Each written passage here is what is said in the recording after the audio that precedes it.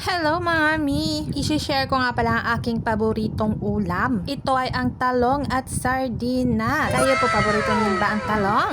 I'm sure magugustuhan niya ng mga mahihilig sa talong dyan.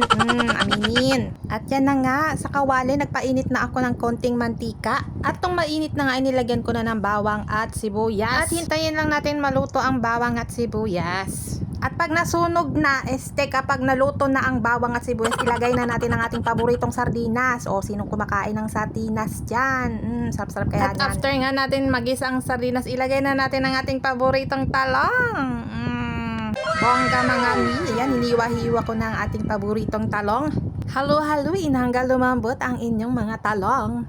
At nilagyan ko rin yan mga mi ng konting patis. Konti lang, tansya-tansya lang tayo mga mi. At lagyan na nga natin siya ng tubig. At wala na nga sukat-sukat yan mga mi. Siyempre tayo mga nanay, alam na natin yan, di ba? Napakagaling kaya tati sa tantsahan. Ayan, nabubulol na ako kakaluto ko dito.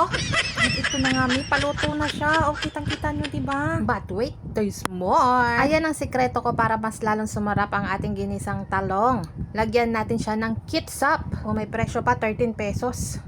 Siyempre kayo na rin po magtansya nan. Sa akin nilagyan ko po siya ng kalahati. Kalahati niyan na nasa sachet na yan. Tapos another halo-halo lang mga mi. Pang maluto. Lagyan na natin yan ng betchin, ng asin. Konti lang. Ayan. Depende po sa inyo kung anong gusto nyo, gano'ng kaalat. At ito pang isang sikreto. Lagyan natin siya ng asukal para manamis-namis siya mga mi. Yan po talaga ang sikreto sa ginisang talong na may sardinas. Para siya ilalang mas masarap. Ito na mga mi, wala na, luto na. So ano pang ginagawa natin? Kainan na!